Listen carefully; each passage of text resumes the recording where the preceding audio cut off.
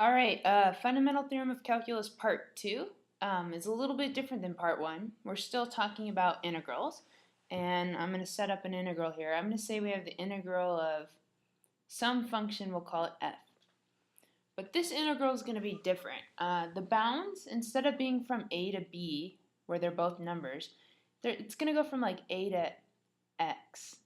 So a is a number, and I'm going to write that on here. This is still a number, any number we pick. But x is an actual variable, so I'm going to write variable up here, which causes kind of a complication when it comes to solving an integral. If there's a variable inside the bound, first of all, f cannot be f of x, because x is already in the bound. So you have to have a separate variable like f of t dt, just to be a little different. And when you go to solve this, according to our first fundamental theorem, part 1, this lowercase f of t is going to become capital F of t normally. But fundamental theorem has to do with this. If you get this setup, something that looks like this, and I ask you to derive the integral, find d dx for this integral, that means derive the antiderivative. You can only imagine that a derivative and an antiderivative, when they come together, aren't they going to cancel? Logically, when I look at this, I'm thinking, okay, derivatives and integrals really wipe each other out. They cancel each other out. And all I get left with was f of t. But because there was this variable up in the bound, I'm actually going to get left with f of x.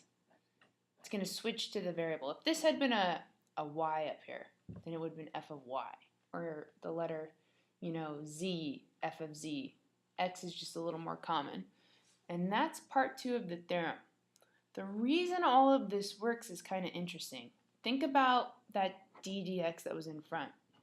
If we had ignored it and put a big bracket around all this, like pretend the derivative's not even there and we had just looked at the integral by itself, a to x of f of t dt.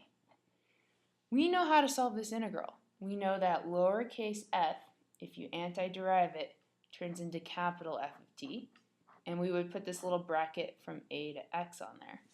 And we know that according to our theorem, we plug in top minus the bottom, we would have f of x minus f of a.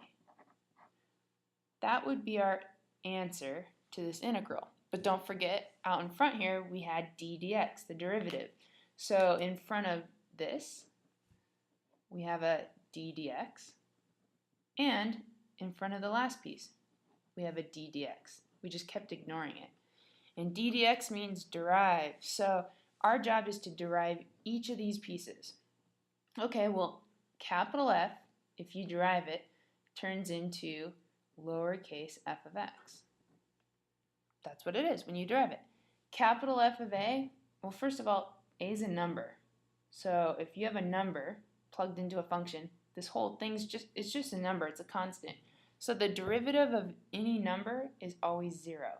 So we get f of x minus 0, which is just f of x. And hence our answer. And that's how, if I slide this back up, that explains why fundamental theorem says derivatives and integrals cancel, and you change it back to f of x. Now, all this work that I just showed you, normally on a problem you won't have to do. This is kind of like your informal proof right here. It's going to actually be very simple. Here's an example of something you might be asked to do.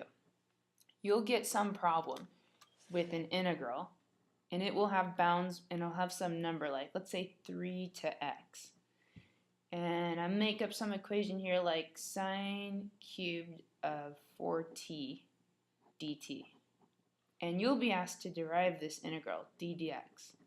Derive this integral, it's a messy integral with sine cubed. Some people get really wrapped up in trying to solve the integral and do all the work. They might try all the methods we've learned in class, but you don't really need to do any of that. When you see the derivative in the integral and you notice that there's a number and an x, this meets the fundamental theorem requirements. You can cancel it. Say actually it's just going to be left with the function sine cubed of 4, but instead of 4t, it'll be 4x. And that'll be my answer. Change the variable to whatever's up here, and you're done. And that is fundamental theorem part